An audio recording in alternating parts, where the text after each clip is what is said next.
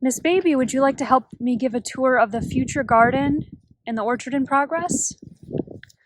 So if you watched episode 2, Peggy explained that this is the area that the family used to garden. And in the spring of 2021 is the first time, well, Danny and I planted a garden here for the first time in 30 years.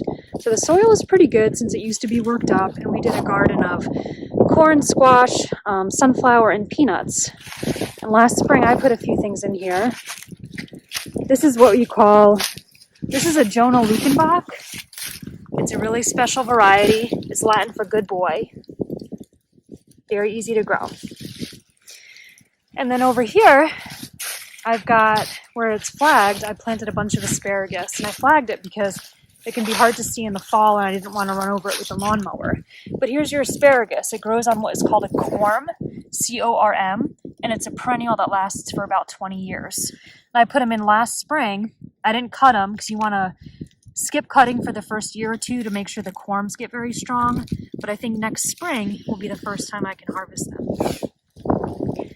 And as we walk down here, I've got some garlic that I put in a couple months ago.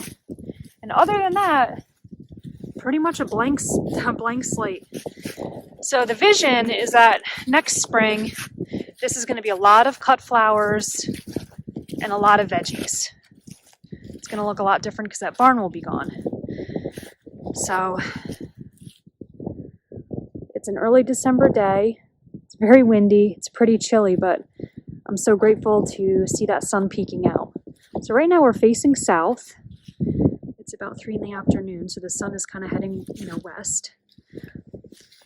And the idea is as you're leaving the veggie garden and cut flower garden, on your right, I'm ultimately going to be planting a big perennial flower garden with all the old school peonies, the old school roses. If you follow me on Instagram, you know the rose drama. I'll end up doing a rose episode if you don't know what I'm talking about. But the idea would be that as you're leaving the vegetable garden and entering the orchard, you're met with really beautiful smelling items. So I've got peonies, I've got roses in here, I'm putting some phlox, poppies are in here. Okay, so for the orchard, I've got 4x10s with 2 feet in the ground. So they're 8 feet tall and they're 12 feet apart. I had a friend build me this beautiful pergola. And inside each bay is an apple tree. And I have it anchored right now with a T-post.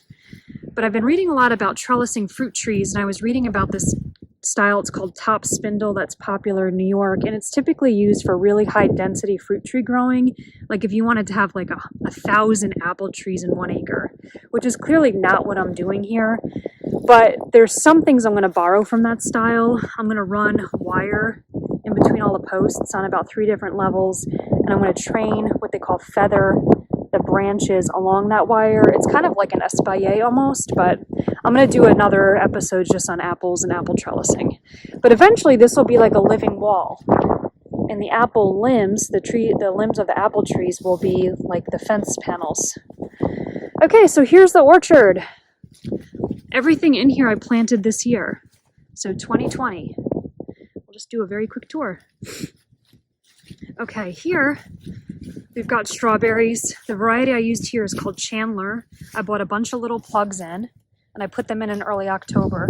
Strawberries are perennial, but I tend to use them, and what I've read a lot of people do is you treat them more like an annual. You get maybe 2 years at max, but then the vigor starts to go down. Strawberries are super easy. The only thing you need to be aware of is in the early spring, when they start to bud with their beautiful white flowers, if a frost is coming, you need to make sure that you cover them with frost protection. Otherwise, you're going to lose your fruit, because if that bloom freezes, that's what the strawberry would have been. So other than that, I've got about 100 strawberry plants in. And then coming along this side, I've got blackberries. I used a simple cattle panel here anchored by T-posts. Here, I've got raspberry canes, and they're trellised differently because they grow differently. So blackberries and raspberries. And as I turn, Here I've got a row of blueberries, and with these I had to fool with the pH of the soil a bit. They like it more acidic.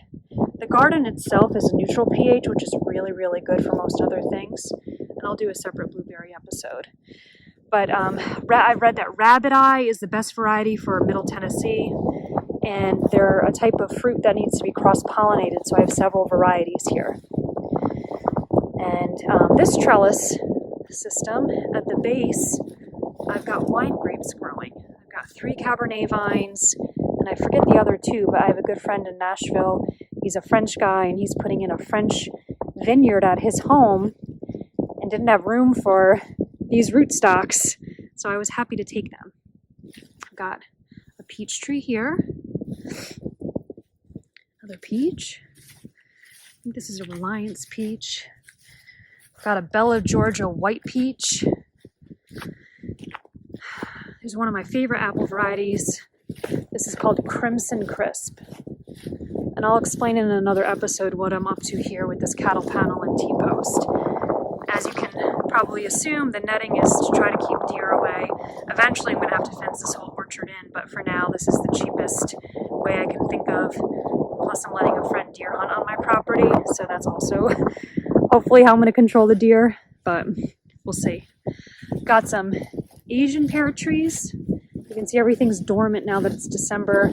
Here's some of the tips where the leaves will come out. This one, Starking Hardy Giant. This is from a nursery in Missouri called Stark Brothers. There's another Asian pear. Here I've got elderberries that I dug up from the house I live now and brought them over here. Here's a mulberry tree that I ordered from a nursery in Washington State. It's funny to me because in New York, mulberries are everywhere. And Danny didn't know what a mulberry was. And one time at church when we were riding, I pointed out a mulberry tree. So I needed to add a couple to this orchard, of course. So that's your traditional mulberry tree that's going to have like a purple berry on it. Okay. This is a sour cherry tree with my very sophisticated deer proofing. Here is a little bit of a disaster right now, but it's a simple fix. I'm going to be planting table grapes here. These panels should not be on the ground. They should be up top, and I didn't tighten the bolts. I didn't put the bolts tight enough, but they'll go back up, and then I'm going to put wire to kind of create this roof where the table grapes will grow up and kind of, be able to grow along that wire.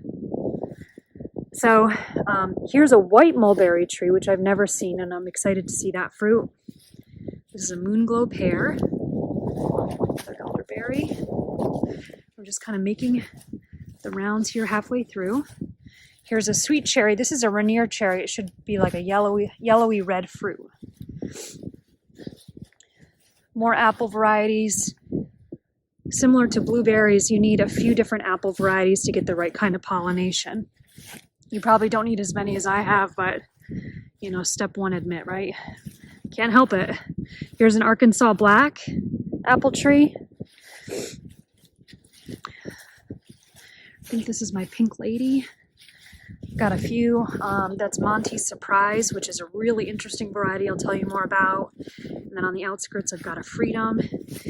And then as we kind of wind down, here is another row of blueberries here. So I've got 2 different blueberry hedges. And now we're kind of where we started.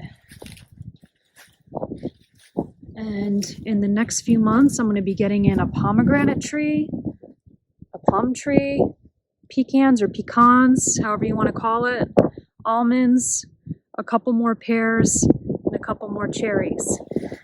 So this is what the garden looks like, the orchard looks like right now in December 2022. I'm curious to see what's going to survive and come back next spring. This is really the starting point for all of this. So brand new adventure, and I'm excited to see how it goes and continue to share it.